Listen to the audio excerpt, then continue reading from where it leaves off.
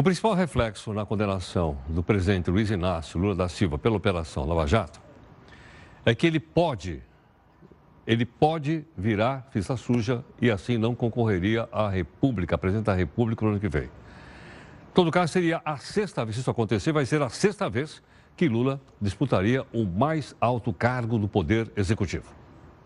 A condenação de Lula pelo juiz Sérgio Moro não deve diminuir a vantagem que o ex-presidente, hoje líder nas pesquisas de intenção de voto, tem na corrida eleitoral de 2018. Segundo especialistas, os eleitores do petista são indiferentes a notícias negativas sobre ele. Lula presidente, Brasil urgente, Lula presidente. O Instituto de Pesquisa Datafolha aponta que Lula tem 46% de rejeição na disputa presidencial do ano que vem. Hoje, o ex-presidente convocou uma entrevista coletiva que se transformou em um pronunciamento em resposta à sentença de Moro.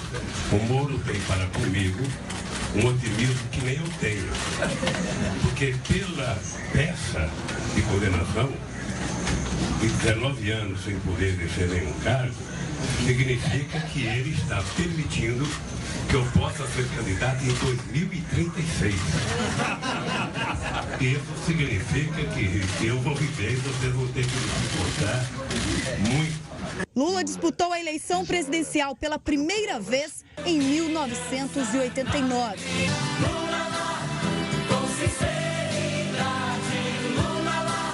Na ocasião, perdeu no segundo turno para Fernando Collor de Mello, que atacou Lula em questões pessoais. Uma delas foi Miriam Cordeiro, uma antiga namorada que se tornou pivô de acusações contra ele. Muitos falam que foi a pedido de Collor. Miriam acusou Lula de não assumir a filha, até então desconhecida do grande público. Esta é minha filha Luia. Ontem eu fui surpreendido no programa do meu aniversário com a mãe da minha filha tentando criar uma imagem negativa a meu respeito. A verdade é que quando eu comecei essa campanha para o presidente da República, eu imaginei que o debate pudesse se dar no alto nível. Eu imaginei que o debate pudesse se dar no campo das ideias e não no campo pessoal. Eu não vou responder à mãe da Lulian, porque a Lulian não é resultado de um gesto de ódio. A Lulian é resultado de um gesto de amor num determinado momento da minha vida. Para mim não importa o julgamento que o meu adversário faça de mim, e nem tampouco importa o julgamento que a mãe da Lulian faz de mim. Para mim, na verdade, o que importa é o julgamento que a minha filha faz de mim. E eu tenho certeza absoluta que ela saberá melhor do que ninguém julgar o pai que ela tem. Em 1994, Lula concorreu novamente à presidência e foi derrotado pelo pai do Plano Real, Fernando Henrique Cardoso, ainda no primeiro turno. O que eu fico indignado é como é que alguém pode fazer determinado tipo de aliança, depois prometer fazer determinado tipo de coisa, por exemplo, reforma agrária. Lula disputou pela terceira vez o Planalto em 1998, a contragosto. Perdeu novamente para a FHC, também no primeiro turno. Em outubro de 2002, Lula se tornou o primeiro operário eleito presidente do Brasil. Ele se aliou à direita e teve José de Alencar como companheiro de chapa. Venceram no segundo turno em disputa travada com o tucano José Serra. Em 2006, foi reeleito presidente no segundo turno, vencendo o candidato Geraldo Alckmin, do PSDB, acusado de querer privatizar a Petrobras e o Banco do Brasil. Agora, condenado por corrupção passiva e lavagem de dinheiro, coloca em xeque a carreira política e a possibilidade de disputar novamente a presidência da República no ano que vem. Brilha nossa estrela. Bem, aqui conosco o secretário-geral da CUT, o João Caires. Caires, muito obrigado pela gentileza.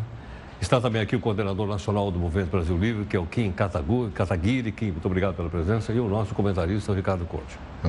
Couto, essa é a primeira vez que o Lula fala em ser candidato em 2018, ou eu poderia considerar isso como sendo o lançamento oficial, haja vista que foi feito na sede do PT aqui em São Paulo?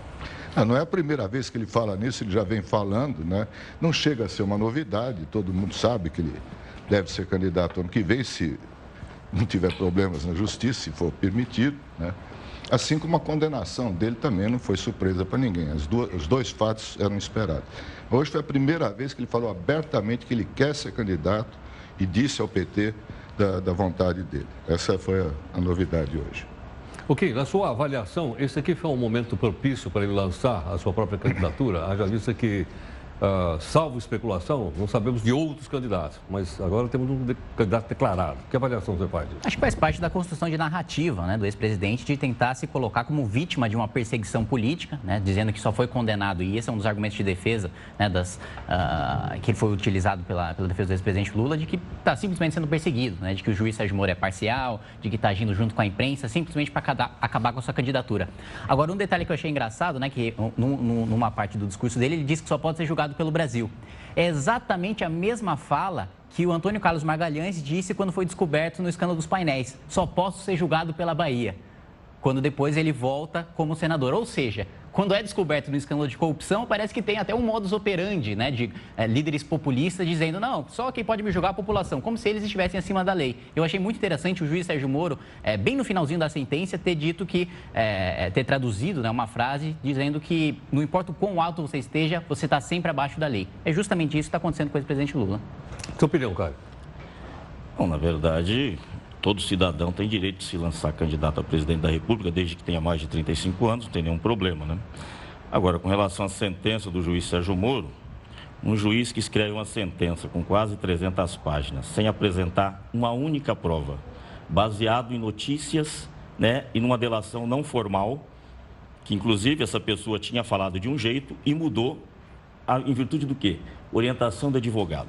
Ou seja, faz 3 anos que a Operação Lava Jato está pesquisando o presidente Lula. Aliás, o presidente Lula, meu pai conhece ele há 40 anos, eu conheço ele, conheço a família, frequento a casa dele, sei como é que é. Então, assim, faz 40 anos que as pessoas acusam o presidente Lula, né? Para mim, na minha opinião, foi o melhor presidente da República desse país, né, nos últimos anos. A gente sabe, o Brasil, eu era secretário internacional da Confederação Nacional dos Metalúrgicos da CUT, viajei o mundo e a gente via como o Brasil era respeitado, né, durante o governo Lula. Antes não se falava de Brasil, se falava, chegava no exterior, Pelé, Ronaldinho, e o Brasil passou a ser referência no mundo, inclusive no G20. Não a vergonha que o presidente Temer passou agora, que parecia o invisível. O grande problema que eu vejo é que quando uma pessoa, como um presidente da República, que foi eleito e reeleito, e saiu com mais de 80% de popularidade, é condenado desse jeito, sem prova, com base numa babaquice que foi aquele PowerPoint, onde os procuradores da República gastaram uma fortuna no hotel, reservando um hotel para fazer aquilo sem provas, enquanto a gente vê o seu Aécio, que está acima da lei, porque tem provas. Nós vemos aí, por exemplo, 2 helicópteros, aviões com 500 quilos de cocaína, e isso some da imprensa. Pessoas que têm filmagens, mala, estão soltos, e esses delatores, parece que a melhor coisa do mundo é ser delator. Que ele sai de lá, ele fica com parte do produto do roubo e está vivendo muito bem. Nós temos até um deputado que ele está em prisão, está com, como é que fala, aquela... Tornozeleira. Aí durante o dia ele vai para o Congresso votar contra os trabalhadores, contra o direito das pessoas, e à noite ele vai para a cadeia. É uma maravilha esse país, né? A gente tem um policial federal, que era herói até do Movimento Brasil Livre, aqui do meu lado, né? O japonês da Federal, somos 1 milhão de cunha, estão presos, mas o japonês é uma coisa absurda, o cara é condenado e ele está lá fazendo o trabalho como policial federal. Ou seja, é uma inversão de valores nesse país, né? Agora, com relação ao presidente Lula, não se apresentou uma prova, muito pelo contrário, né? Então, se não tem prova, a gente não é condenado, porque isso pode se voltar a qualquer um de nós. Nós estamos vivendo, assim, na verdade, um estado de exceção. Então, assim, o presidente Lula tem todo o direito de sair candidato. Na verdade, pelo que a gente conhece, ele não queria ser candidato. Está cansado, já tem 71 anos, uma pessoa que queria curtir a vida. E eu participei muito também desse sofrimento dele. Eu estive no verdadeiro sítio dele, que chama Los Fubangos, ali no Riacho Grande, num churrasco, onde a esposa dele estava muito irritada, dona Marisa, por causa das acusações que fazia aos filhos, que acusações que faziam a ela. E quanto até você, tudo bem, quando começa a atingir seu filho, os seus netos te questionando, e isso afetou muito a saúde dela, e eu presenciei isso. Então a gente vive um país onde, infelizmente, parte boa da imprensa e parte boa de alguns movimentos estimularam o ódio. E a gente sabe o que leva a isso. Os anos 30 levaram ao nazismo, e lembrando que Hitler foi eleito, Mussolini foi eleito, e outros nazistas que fizeram várias coisas foram eleitos. Então, é uma preocupação que a gente tem. Lula. Coach. Ato falho. Eu sou mais novo. Cara, deixa eu perguntar uma coisa. Você falou agora há pouco, né, de direitos trabalhistas, né, que o deputado que está preso votou contra os direitos do trabalhador. Essa semana nós tivemos 2 fatos importantes na vida do PT e da CUT, né? A condenação do presidente Lula ontem e a aprovação da reforma trabalhista que as centrais sindicais eram contra e tudo. Como é que você explica, me chamou muito a atenção, né, o silêncio das ruas, né? Ninguém saiu à rua, nem de um lado, nem do outro, para protestar, nem nada. O que está acontecendo? O Brasil desistiu do Brasil? Não sei se desistiu. Na verdade, há um cansaço, né, da população e até estimulado isso de ser apolítico, de condenar os políticos. A gente já viu isso, até porque tem um cara que se diz aí que é apolítico, mas que já foi político. Inclusive o Sarney nem aguentou ele, demitiu, né? Você sabe quem, o atual prefeito de São Paulo, que sempre foi político. Mas criou-se uma versão, não só no Brasil, mas no mundo, dos apolíticos. E a gente sabe que se levou a isso, né? Por exemplo, né, o Berlusconi na Itália, inclusive depois de uma operação chamada Mãos Limpas, né, que levou a Itália, que era um país pobre e paupérrimo, com o Partido Comunista virou a 5ª economia do mundo, e com a operação chamada Mãos Limpas acabou. Não existe mais a Itália, né? Virou um país de 2º escalão na Europa. E a gente viu que levou o Berlusconi pessoas que se diziam apolíticas, aquela coisa toda. Então, assim... Coach, eu queria passar a palavra para o Kim. Eu queria passar a palavra para o Kim para a gente poder equilibrar. Mas é sobre isso, eu quero perguntar para ele. Tá bom. Em cima de uma coisa que ele falou, eu queria perguntar para ele. Quem ele falou agora é do apolítico, apartidário. Né? O Movimento Brasil Livre surgiu em 2014, 2015, como um movimento apartidário, não aceitavam políticos nem nada. Na eleição do ano passado, o MBL disputou eleições pelo DEM, se eu não estou enganado, elegeu vereador, né? Eu queria saber o seguinte, com o Lula se lançando candidato, já tem o Jair Bolsonaro que está em campanha, né? O Dória também está mais ou menos em campanha, não é oficial, mas está em campanha. Quem que o MBL pretende apoiar em 2018? Bom, primeiro só fazendo uma correção aí a 2 pressupostos da sua pergunta. Primeiro, o MBL nunca se colocou como apartidário e nem como antipolítico, né? Muito pelo contrário. Desde que a gente começou a fazer manifestações pelo impeachment, a gente cobrou uma postura da oposição, e aí, principalmente o senador Aécio Neves, senadores Aloysio Nunes, que no início diziam até que não existia embasamento jurídico para o impeachment, a gente bateu muito neles por causa disso. E as eleições que o MBL disputou no ano passado não foram pelo DEM, foram por diversos partidos, mas todos os candidatos do movimento com a mesma plataforma.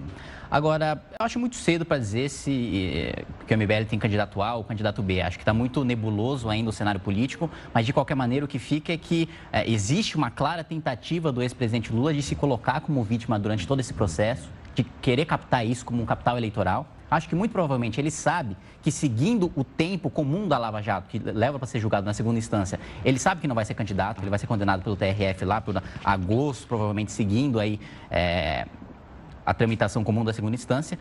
Queria até levantar alguns pontos aqui que foi colocado pelo secretário-geral da CUT, né, que a denúncia, a sentença, né, quase 300 páginas, na verdade tem 218 páginas e apresenta provas sim, né, provas bastante contundentes, né, inclusive relatórios, extratos da Caixa demonstrando que era sim do ex-presidente Lula, afirmações da própria presidência da República dizendo que o triplex no Guarujá era sim dele. Isso não é matéria de jornal, não, é a própria presidência da República afirmando isso. E mais, né, testemunhas que são provas também, demonstrando que era tudo do ex-presidente Lula, e mesmo fotos do próprio ex-presidente Lula no triplex, e o fato de que a própria mulher dele decorou o triplex como vantagem indevida por um esquema de corrupção que visou manter base parlamentar. E o ex-presidente Lula, de fato, colocou o Brasil no mapa mundial. Hoje o Brasil é internacionalmente conhecido como um país da corrupção, graças aos governos petistas. Ok, bom, nós vamos continuar juntos aqui, vamos ter a oportunidade de falar vários assuntos aqui, né? Sempre de uma maneira equilibrada. Mas é o seguinte, nós pedimos mais opiniões, né? Nós vamos pedir, ontem a gente pediu 2, uma contra, outra a favor, hoje nós vamos fazer a mesma coisa, né? Hoje nós estamos perguntando então para 2 senadores a respeito dos acontecimentos de hoje e da afirmação do presidente Lula, tá certo? Nós temos então aqui, primeiro nós falamos com o senador Caiado e depois falamos com o senador Jorge Viana. Vamos colocar os 2 aqui, por favor. A situação do ex-presidente Lula, diante a justiça, é inevitável que ele será preso. Já foi julgado na primeira denúncia com uma sentença de 9 anos e meio. As próximas 4 deverá chegar em torno de 50 anos de prisão. Bom, do ponto de vista político, gostaria de deixar claro que seria um enorme prazer poder debater com ele e mostrar o quanto ele mentiu, traiu e enganou a população brasileira ao dizer defensor dos humildes, dos mais pobres e paladino da moralidade. Se mostrou exatamente o contrário. Um corrupto, confesso, e ao mesmo tempo um traidor da classe que trabalha e produz no país, utilizando o poder para se enriquecer e também para privilegiar toda a estrutura de sua família e daqueles que lhe cercam. Vamos para o outro lado agora ou não? O outro lado. Jorge Viana, vamos lá. Às vezes eu me pego pensando por que o presidente Lula está vivendo tudo isso. Ele já é um sobrevivente da miséria do Nordeste, depois se transforma no maior presidente da história do Brasil, o mais popular, o mais prestigiado mundo afora, e agora passa por essa verdadeira caçada e sofrimento. Não deram outra alternativa para ele, que não seja oferecer a sua candidatura para a política, que vive a sua maior crise, com consequências na economia e na vida do nosso povo. O presidente Lula não tem outra alternativa. Agora ele tem que procurar sobreviver de novo através da política. Eu acredito que ele é o único que pode pacificar esse país, porque ele é a maior e única liderança que esse país tem. Eu lamento, sinceramente, que essa injustiça terrível esteja sendo feita contra ele. Bom, tá aí então as duas palavras para você também avaliar, né, e tirar sua própria conclusão. Olha, durante a tarde toda você acompanhou ao vivo aqui na Record News uma transmissão da Comissão de Constituição e Justiça que estava discutindo um relatório, de repente apareceu outro relatório, fiquei completamente confuso. Coach, o que aconteceu lá? Apareceu um outro relatório? Aconteceu o seguinte, que o relator Sérgio Sveiter, do PMDB, ele apresentou um relatório pedindo que a Câmara aceitasse a denúncia contra o presidente Temer, né? Mas ao perceber que o governo poderia perder na comissão, trocaram vários deputados, acho que uns 20, né? E o Sveiter denunciou, hoje de manhã, eu acompanhei uma boa parte, fiz isso, foram 20 horas de discussão, acho que eu sou um dos poucos que assistiu isso. Ele falou que houve compra de deputados com dinheiro público, né? As emendas parlamentares, ele denunciou isso na fala dele. Aí o governo conseguiu maioria, que não tinha, passou a ter larga maioria, ganhou a votação para não aceitação da denúncia. Aí nomearam um novo relator, Paulo Abiakel, né? Colocaram em votação logo em seguida e ganharam. Então, na comissão, o presidente Temer está livre. Tá. Vai para o plenário agora? Agora foi marcado, saiu agora à noite, o Rodrigo Maia, presidente da Câmara, marcou para o dia 2 de agosto. Porque o governo não estava conseguindo garantir quórum para votar nem amanhã, nem segunda-feira. E por quê? Porque terça-feira o Congresso entra em recesso. Ah, tá. Começa as férias. E aí na segunda o pessoal emenda? Amanhã é a véspera do recesso, né? Então não ia conseguir. Eles tinham mais ou menos 250 deputados garantidos. E para abrir a sessão precisava ter 342. Ok. Lula esperou 24 horas para falar sobre a sentença do juiz Sérgio Moro. A sentença saiu ontem. Ontem nós trouxemos aqui convidados, você acompanhou no programa, né? E hoje, quase 24 horas depois, ele fez o pronunciamento na sede do PC. Ele nega os crimes que lhe são imputados e diz que a sentença de condenação do juiz Sérgio Moro já estava pronta. Provocou grande polêmica quando os procuradores da Operação Lava Jato afirmaram em setembro de 2016: Lula é o comandante máximo do esquema de corrupção. O Ministério Público Federal acusa o senhor Luiz Inácio Lula da Silva como comandante máximo do esquema de corrupção identificado na Lava Jato. O Ministério Público Federal não está julgando aqui quem Lula foi ou é como pessoa. Não estamos julgando quanto seu governo foi ou não foi bom, ou quanto ele fez ou não fez pelo povo brasileiro. O que o Ministério Público faz aqui é imputar a ele a responsabilidade por crimes de corrupção e de lavagem de dinheiro em um contexto específico, afirmando qual é a medida da sua responsabilidade com base em evidências. Os advogados de Lula rebateram as acusações, que consideraram caluniosas.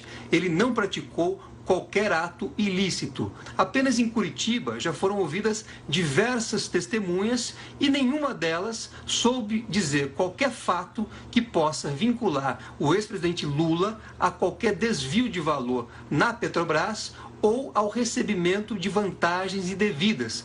Nesta quinta-feira, o ex-presidente Lula fez o primeiro pronunciamento público sobre a sua condenação, um dia após a sentença do juiz Sérgio Moro, que o condenou por corrupção passiva. Ele afirmou que já sabia da condenação, que a sentença já estava pronta e citou a carta publicada na Folha de São Paulo em outubro do ano passado, em que dizia que nunca fez nada ilegal. O ex-presidente também criticou a sentença de Moro, alegando que ela tem um componente político forte. E era visível que o que menos importava para as pessoas que faziam, perguntas no depoimento, era o que você falava. Eles já estavam com o processo pronto. Eles já estavam com a concepção da condenação pronta. A mentira contada pelo Ministério Público, baseada na teoria do PowerPoint, era o que eu esperava. Lula discursou durante meia hora e negou os crimes pelos quais foi condenado. Obviamente que o Moro, ele não tem que prestar conta para mim, porque ele não deve prestar conta para mim. Eu acho que o Moro deve prestar conta para a história, como eu devo prestar conta para a história. A história, na verdade, é quem vai dizer, quem está certo ou quem está errado. O ex-presidente foi condenado a 9 anos e 6 meses de prisão na Operação Lava Jato pela ocultação da propriedade de uma cobertura triplex em Guarujá, no litoral paulista, que teria sido recebida como propina da empreiteira OAS em troca de favores na Petrobras. Na sentença de 218 páginas, o juiz Sérgio Moro resume as acusações que pesam contra Lula, relata os argumentos da defesa e analisa as provas documentais, periciais e testemunhais. A sentença permite que Lula recorra em liberdade das penas pelos crimes de corrupção passiva e lavagem de dinheiro. A defesa de Lula afirma que a condenação ataca a democracia. E a acusação diz que vai recorrer para aumentar a pena. Então, nós, a defesa, vamos interpor o recurso cabível. É uma decisão de primeiro grau que nós temos a certeza de que será reformada, porque a prova da inocência é cabal, é contundente e será reconhecida nas instâncias superiores, declarando a inocência do ex-presidente Lula, tal como sempre foi demonstrado por nós, a defesa. Bom, aqui no estúdio estão os nossos convidados, que eu já apresentei a vocês, eles estão aqui. Quem? Queria perguntar então para você o seguinte. Essa questão está sendo discutida no âmbito jurídico ou está sendo discutida no âmbito político? Porque a impressão que eu tive aqui de fora, é que há uma mistura aí que eu estou meio perdido. Olha, o Ministério Público Federal e o juiz Sérgio Moro discutem sem dúvidas no âmbito jurídico, né? Eles, de fato, apresentam provas, eles demonstram a relação da indicação de diretores da Petrobras, como Jorge Zelada, como Renato Duque, como Paulo Roberto Costa, e a influência do ex-presidente Lula em todo esse processo para pagar propina para a base parlamentar e manter ali o governo aprovando o que bem entendesse. E isso é uma relação lógica, né? Se existe um esquema de corrupção para você manter base parlamentar, a quem esse esquema beneficia? Evidentemente, o presidente da República, o executivo. E quem esteve no comando do executivo durante os últimos 13 anos foi o PT. É óbvio que ele é o beneficiário desse crime e é evidente que o ex-presidente Lula é o chefe dessa organização criminosa. Então, a defesa do ex-presidente Lula é bastante política. É querer dizer que existe um complô da imprensa e do juiz Sérgio Moro, do Ministério Público, para acabar com a sua candidatura. Agora, os elementos de prova que foram apresentados nas 208 páginas pelo Ministério Público Federal e referendadas pelo juiz Sérgio Moro são absolutamente jurídicas. E é muito difícil você falar sobre uma perseguição política a uma candidatura à presidência da República que nem existia quando a Operação Lava Jato foi deflagrada e surgiu depois justamente como uma narrativa para tentar livrar Lula dos seus crimes e fazer parecer que ele é um perseguido político quando, na verdade, é um criminoso. Caires, além desse processo, que é um processo que teve uma sentença, né? Há outras 4 que estão correndo por aí, né? Que uma das testemunhas que nós ouvimos aqui disse que pode aumentar por muito mais tempo. Olha, foi o Caiado que disse agora há pouquinho, não é isso? Esperar o quê do Caiado? Então, o que nós vamos fazer? Nós vamos colocar todo o sistema judiciário sob suspeição? Primeiro, Heródoto, é o seguinte. Justiça, pelo menos, tinha muita coisa que devia ser segredo de justiça. Primeiro, quando você faz shows, né, pirotecnia, Eu acho que o promotor não tinha que ficar chamando, né, coletiva de imprensa. Você tem que tratar essas coisas do jeito que tem que ser tratado na lei. Outra coisa, né, um juiz, ele não pode agir como juiz e acusador. E o que a gente percebeu. Eu tive a pachorra de ouvir vários áudios da Operação Lava Jato. Inclusive do Lula, inclusive do Odebrecht. E uma coisa que me impressionou no Odebrecht, eu escutei inteirinho. O Marcelinho? O Marcelo Odebrecht. No final, né, do depoimento, o que acontece? Um dos advogados se levanta e fala: ô, Vossa Excelência, essa audiência está sendo reproduzida ao vivo no site antagonista. Só tem nós aqui na sala. Ele falou: você não quer ver? Ele gaguejou, depois cancelou. Eu falei: meu cara é o juiz, está sendo transmitida ao vivo uma audiência que é segredo de justiça. Esse juiz não tomou uma atitude. Se eu sou o juiz, eu pego aqui, ó, celular, todo mundo, polícia, quero saber quem estava transmitindo ao vivo. Não fez nada disso. Aliás, a gente vê várias ilegalidades cometidas pelo juiz Sérgio Moro. E eu vou insistir, não tem uma prova sequer contra o presidente Lula. É só ler. Só um detalhe. Se ele cometeu várias ilegalidades, por que elas não foram corrigidas nas instâncias superiores da Justiça? Aliás, eles tentaram. Os advogados do presidente Lula entraram com recurso no STJ e no Supremo Tribunal Federal e nenhum deles foi aceito. Se houvesse ilegalidade, eu suponho que outras categorias, outras instâncias teriam acatado. Então, vai agora para a segunda instância. Por exemplo, o caso do Vacari. Não, desculpa, durante o processo. Durante o processo. Sim. Agora, vamos esperar todo o julgamento seguir, segunda instância, terceira instância, e chegar no Supremo Tribunal Federal. Agora, o que eu digo é o seguinte: você vê tudo que tem acontecido. Até agora, não vi prova nenhuma. Eu escutei todo o depoimento do Lula com o Sérgio Moro. Também não vi nada. Chegou absurdo. A gente, para comprar um carro, a gente, para fazer um documento, você tem aquela encheção de saco, tem que reconhecer firma, senão ninguém não aceita. Aquelas agora, provas testemunhais não valem nada? Não, eu vou te falar das testemunhas. Mais de 70 testemunhas foram lá. O Delta Dallagnol, que gosta de aparecer na televisão, ele não foi ouvir uma testemunha. Então, ou seja, se você não vai ouvir a testemunha, é porque você já tem opinião formada. Então, ou seja, você está condenando uma pessoa sem ouvir as testemunhas que o inocentaram. Então, a gente tem que pegar todo o processo. Infelizmente, a população em geral não tem como ouvir isso, e ouvir ponto a ponto. Não me surpreende o Sérgio Moro condenar o Lula. O próprio Lula falou no depoimento dele: se você não me condenar, você será condenado. Porque já foi feita uma narrativa nesse sentido. Mas ele está sendo julgado em outros processos com outros juízes. Não, vamos esperar os outros processos. Os outros processos ainda não foram julgados, ele não foi condenado. Está sendo condenado agora. Então, a gente precisa ver como é que vai ser o Tribunal TRF4. Aí você fala de não é julgamento político, não é perseguição política. O Vacari foi libertado pela segunda região. O que o Sérgio Moro fez? Está mantendo ele preso. Porque ele está condenado em outra... Não, nada a ver, nada a ver, nada a ver. É só pegar o processo, não tem nada a ver. É uma questão política que estão recorrendo. Oi? E aí é um processo político que estão recorrendo. A mesma coisa. Agora a gente vê outros, porque ele falou que é o PT. A grande maioria das pessoas envolvidas em corrupção não são do PT. E vim falar que o PT criou corrupção, ele é mais jovem, ele não sabe o que foi os anos 90, né?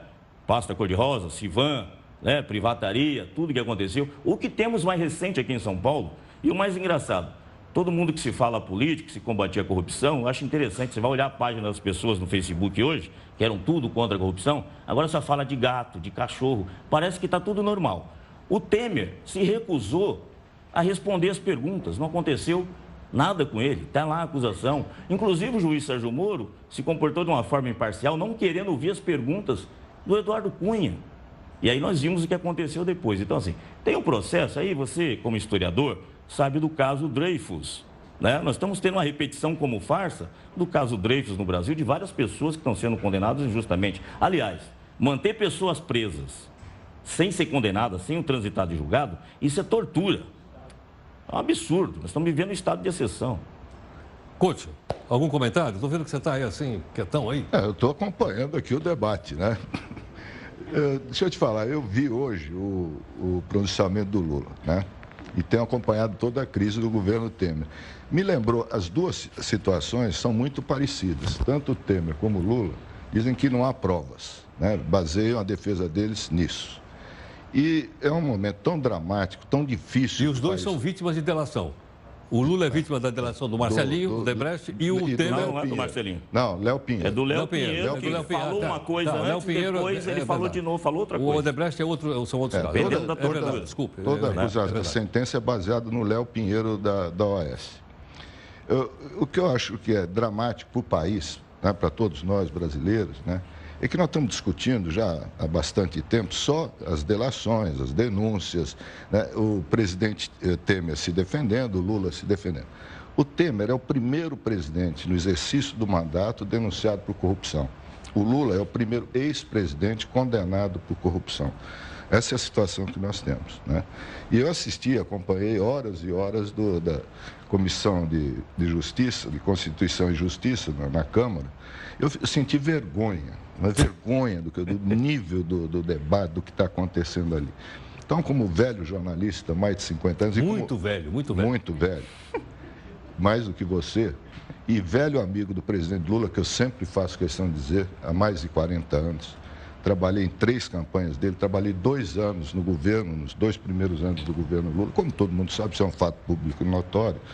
Então, eu te digo, com toda honestidade, eu não tenho isenção para julgar o Lula, né? Não tem. Se eu fosse chamado para participar de um tribunal de júri, eu ia pedir dispensa, né? Então, é muito difícil. Agora, como cidadão brasileiro, o que eu estou vendo é que tanto de um lado como do outro, né, as pessoas estão desistindo do Brasil. Quer dizer, você não vê mais participação nenhuma. O MBL levou milhões de pessoas às ruas contra a corrupção e tal. Nós tivemos, de um ano para cá, muita denúncia de corrupção, muita delação, toda isso. E, de repente, não tem mais. Então, eu queria entender um pouco o que está acontecendo, da mesma forma como a CUT também, viu, Caio? E o PT, né, que também mobilizava muita gente, também sumiu. Isso é o que mais me preocupa hoje, essa inanição, essa anestesia do país, que fica só vendo processos, né, e não discutindo o futuro do país. Bom, os nossos convidados estão aqui no estúdio. Nesse intervalo, nós estamos ao vivo aqui no Facebook e no YouTube, que tem uma audiência enorme.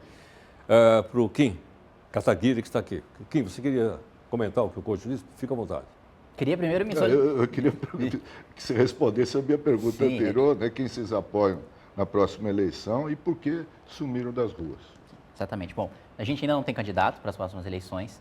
Agora, entrando no ponto que você colocou, né, de que a política hoje entrou nas páginas policiais. E isso é até interessante você ter levantado, que quem leu a sentença do juiz Sérgio Moro viu que ele rebateu, né, uma acusação do ex-presidente Lula de que haveria esse complô da imprensa para acabar com a carreira política dele. E aí o juiz Sérgio Moro, muito inteligentemente, na minha opinião, ele respondeu dizendo que quando a política está nas páginas policiais, você acaba com o crime na política, mas não acaba com a liberdade de imprensa.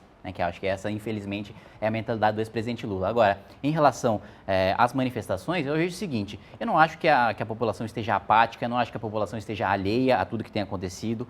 Acho que ela está bastante triste, sim, né? É óbvio, a gente vê pessoas ali, tanto comemorando escândalos de corrupção contra o Temer, como contra o Lula, mas está todo mundo bastante triste com a situação do país, né? Acho que o Lula perdeu uma oportunidade única de transformar, isso é uma das coisas que mais me entristece. O Lula, ele poderia ter sido o maior presidente da história do país. Ele pegou ali a China crescendo 10%, 12% ao ano, tinha maioria no Congresso para passar até mudanças de emenda à Constituição, mas escolheu, em vez disso, um projeto pessoal, um projeto de poder, um projeto autoritário, né? Hoje a gente poderia ser um país desenvolvido, infelizmente não somos. Mas em relação às manifestações, eu acho que a população vê hoje é que existe uma clara movimentação política, isso aí principalmente do Procurador-Geral da República, Rodrigo Janot, e do ministro Supremo Edson Fachin, no sentido de tentar tirar o protagonismo do ex-presidente Lula e tentar colocar em Michel Temer. E aí, eu tenho a liberdade para colocar tanto que o ex-presidente Lula tem de estar na cadeia, como o presidente Michel Temer tem de estar na cadeia, como o Aécio tem de estar na cadeia. Quem não tem liberdade para afirmar a mesma coisa é o carinha aqui do lado. Mas, de qualquer maneira, o que eu quero colocar é o seguinte, a população está atenta e sabe que não vai fazer o jogo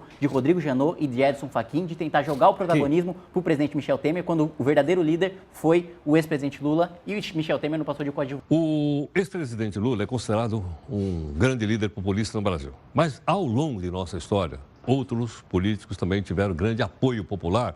E a gente até colocou alguns deles aqui para a gente lembrar. Dá uma olhadinha. 3 candidaturas até chegar ao posto máximo no Brasil. Luiz Inácio Lula da Silva se apresentava como o representante do povo no poder. Um torneiro mecânico vindo de Pernambuco e sem diploma de ensino superior, Lula fazia questão de lembrar sua história em cada discurso. Fui acusado de não ter um diploma superior. Ganho como meu primeiro diploma o o diploma de presidente da República do meu país. Em 2006, mais uma eleição e mais uma vitória. Por meio de programas sociais, conseguiu a confiança da população, mesmo com escândalos políticos estourando na sua gestão. Se Lula chegou ao poder com a ajuda do povo, deixou o governo em 2010 com níveis recordes de popularidade, 87% segundo o Ibope. A confiança do brasileiro no líder sindical, que conseguiu eleger Dilma Rousseff por 2 vezes. Não deixe a mudança parar, não deixe parar de mudar. Assim como Lula, o Brasil teve em sua história alguns políticos que também tiveram no povo seu maior alento.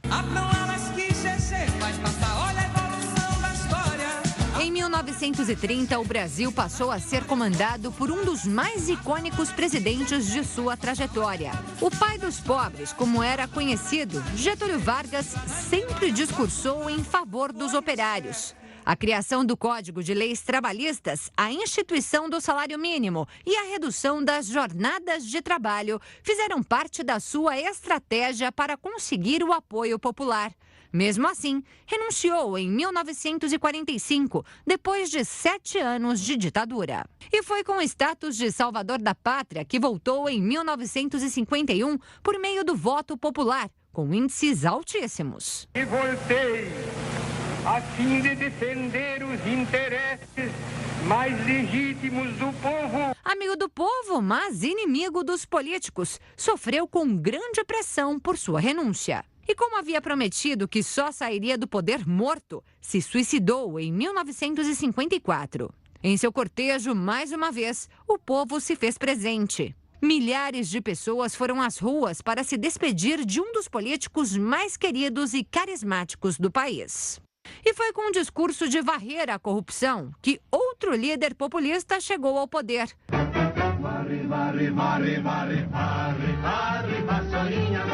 Jânio Quadros era a esperança do povo abandonado, assim como dizia sua música de campanha. Mas quem acabou mesmo deixando o Brasil foi o próprio Jânio, que renunciou, segundo ele, por motivo de forças ocultas. Vice de Jânio, Jango também teve grande apelo popular. Eu vou jangar, é Jango, é o Jango Goulart. Conseguiu o apoio de líderes sindicais e movimentos estudantis e de intelectuais. Porém, não foi o bastante. Acusado de ser simpatizante do comunismo, foi retirado do poder pelas forças militares que instauraram a ditadura. Bom, nossos convidados estão aqui no estúdio. Queria, então, aproveitar e fazer mais uma pergunta. Caires, nós ainda estamos votando em pessoa? A gente mostrou aqui que líderes populares, né? Então, nós votamos nesses líderes populares, nosso país votou em líder popular. Quer dizer, nós continuamos votando em pessoa e não em partido, e não em programa? Como a história mostrou aí no passado? Não, esse é um problema do nosso sistema político, né? Inclusive, essa questão de você fazer composição, por exemplo, em 2014, a Dilma ganhou, mas 66% dos deputados e senadores que foram eleitos apoiavam o candidato Aécio.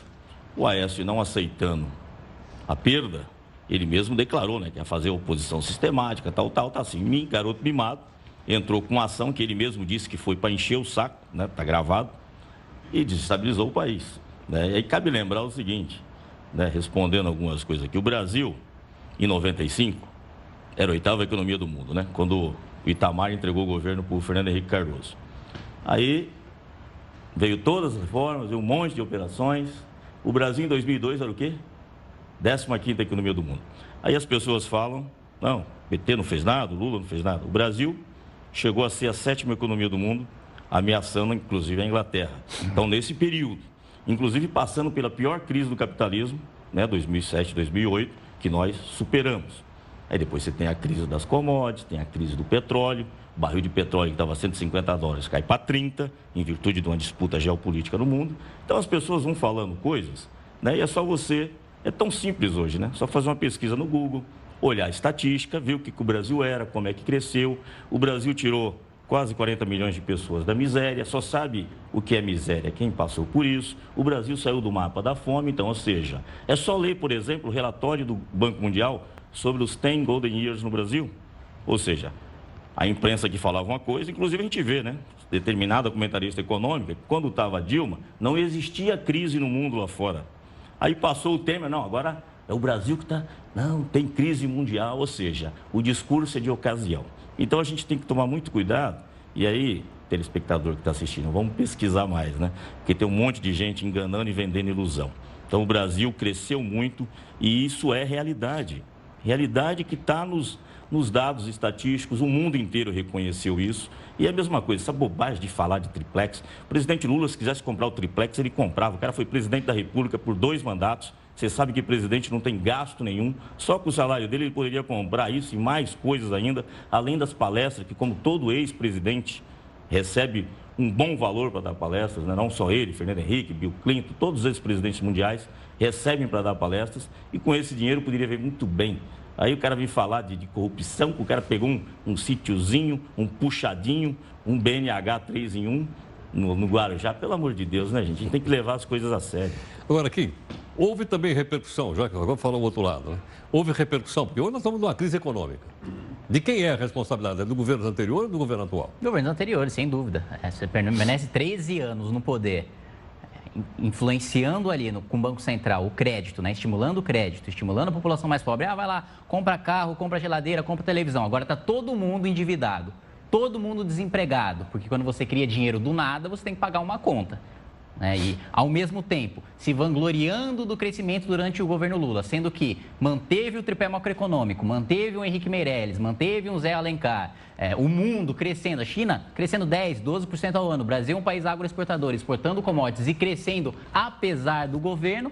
Agora, a conta chegou. Não tem como você criar dinheiro artificialmente. O governo não cria riqueza. O que cria riqueza é a iniciativa privada que paga imposto para o governo e está pagando a conta agora. O Brasil está passando por uma fase de desindustrialização. A miséria voltou a crescer. A desigualdade social voltou a crescer. Simplesmente porque os crescimentos e toda essa sensação de prosperidade que o governo Lula no segundo mandato e depois o governo Dilma no primeiro e segundo mandato tentaram passar para a população é falsa. É injeção de gasto público na sociedade civil, é injeção de gasto público na economia. E isso, uma hora você tem de pagar a conta, né? O PT criou seu próprio tripé macroeconômico, né? Banco, empreiteira e gasto público. O resultado está aí. A gente está vendo aí 14 milhões de desempregados, inflação de 2 dígitos durante o governo Dilma e as coisas só piorando.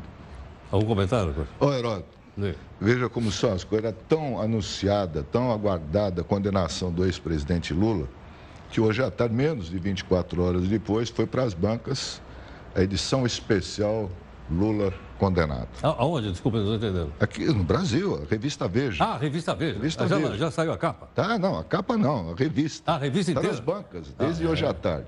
Uma edição especial Lula condenado. E logo em seguida colocaram no ar uma enquete, assim como nós fazemos aqui também, perguntando o que vai acontecer com o Lula. Né? Enquete da revista Veja. E eu peguei a informação agora, às 8 horas da noite, em 2 possibilidades. Uma, será preso, né? Tem 19% dos votos. A outra, será presidente. Olha a situação. Ou será preso ou será presidente. Será presidente, 81%. A revista Veja, como todos sabemos, não é uma revista petista. Né? E votaram nessa enquete até às 20 horas 81 mil pessoas. Para mim é uma surpresa, eu não imaginava que fosse essa proporção. Mas uma enquete, né? Enquete, uma enquete da revista Veja. Tá. Eu queria fazer uma pergunta para o Kim, que eu realmente não sei. Como surgiu o movimento Brasil Livre? De que maneira, quem criou, como é que foi? Tá? E que setores da sociedade o MBL representa hoje? O MBL surgiu em 2014, final de 2014, dia 1º de novembro, a gente fez a nossa primeira manifestação. Logo depois não sei se você se lembra, mas teve um caso de vandalismo contra o Grupo Abril, quando a revista Veja soltou a delação do Alberto Youssef, falando que o Lula e a Dilma sabiam de tudo. E a gente pensou, bom, quando um veículo de imprensa que está simplesmente cumprindo seu papel e informando a população sobre uma delação premiada está sendo atacado por cumprir o seu papel, tem alguma coisa de muito errado nisso. Então a gente saiu e nossa primeira manifestação... A gente quem? É um grupo de estudantes? Como é que vocês surgiram? Como a gente se uniu? Isso. É um bando de moleque liberal, que se frequentava fóruns sobre economia. Moleque liberal. Que frequentava fóruns, palestras sobre economia, né, se interessavam sobre o assunto, se reuniam para discutir em grupos de estudo. E a gente decidiu, bom, acho que tem uma coisa muito errada, tem uma anomia no nosso país, né? A imprensa está sendo atacada por fazer o seu papel. né? E ao mesmo tempo a Operação Lava Jato estava começando a surgir. A gente fez essa primeira manifestação dia 1º de novembro em defesa da Lava Jato e em defesa da liberdade de imprensa. Depois, com a virada do ano em 2015, quando saiu o artigo, o parecer do Dr. Ives Gandra, primeira base jurídica para o impeachment da presidente Dilma Rousseff, que falava que como ela foi presidente do Conselho de Administração da Petrobras e presidente da República, ela foi responsável pelo prejuízo bilionário da compra da refinaria de Pasadena, no Texas, ela poderia ser responsabilizada por isso, não por dolo, mas por culpa. A gente passou a defender o impeachment e convocamos a primeira manifestação dia 15 de março pelo impeachment. E qual é o setor social, o setor da sociedade? O CAIS, a gente sabe, é da CUT, né? Central Única de Trabalhadores e tal. Vocês representam que setores da sociedade? Acho que a gente representa a sociedade civil não organizada, aquela que durante muito tempo foi a maioria silenciosa, que não se sentia representada nem por partido político, nem por sindicato, nem por organização estudantil e nem nada disso, mas descobriu que pode fazer política, tem de fazer política e pode encher uma Paulista com 1 milhão de pessoas. Acho que essa população que não se organizava politicamente, mas se cansou de ver tudo acontecendo à sua revelia. Bom, vou passar no intervalo anterior, aqui nas redes sociais, passei a palavra para o Kim, agora vou passar a palavra então para o Caio. Caio, sua observação, sua conclusão final aqui dessa nossa conversa. Só observação, assim, fica falando da China crescer a 10%, é só lembrar que só 2 grandes países cresciam, China e Índia. Estados Unidos quebrou, a Europa toda quebrou e o Brasil estava crescendo também nesse período, né? Então falar que há 13 anos... 2007, 2008 que nós estamos falando, só o pessoal saber. 2008, a Europa está quebrada até hoje, aí fala, não fez nada. O governo Temer já está há 1 ano fazendo um monte de reforma que está aprofundando a crise, né? Ou seja, o pessoal vem falar, a culpa é do governo anterior. Não, a culpa é de Dom Pedro, então. Tinha gente que falava que o governo Lula estava dando certo porque era por causa do Fernando Henrique. O cara ficou 8 anos, a gente viu para onde o país foi parar. Então, assim, nós temos também a questão da Operação Lava Jato, que é algo único no mundo, onde, por determinação da justiça, se pune o CNPJ e não pune o CPF. Então, assim, em lugar nenhum do mundo você pune a empresa, você impede a empresa de trabalhar. Então, há uma operação articulada, por exemplo, o setor nosso, que tem uma expertise internacional, o setor da construção civil, ele foi impedido de trabalhar. E aí eu vou dar um exemplo para você, telespectador. Vocês devem ter ouvido falar do escândalo da Volkswagen, há pouco tempo. A Volkswagen cometeu um crime ambiental, né? Perdeu 40% do valor numa semana, o presidente mundial da empresa pediu demissão. Eu estive no Congresso do Guimetal, maior sindicato alemão. Quem estava na abertura? Angela Merkel, que não é de esquerda, muito pelo contrário, mas é uma direita inteligente, né? Para falar que o Brasil tem direito é um absurdo, você comparar um Charles de Gaulle, outros, né? Vou concluir. Sabe o que a Angela Merkel falou? Os 650 mil trabalhadores da Volkswagen não podem pagar pelo erro de meia dúzia de executivos. Puna esses executivos. No Brasil, puniram as empresas, só que interessante, puniram as empresas brasileiras, porque todas as empresas estrangeiras continuaram trabalhando tudo bem, ninguém foi incomodado pela Operação Lava Jato.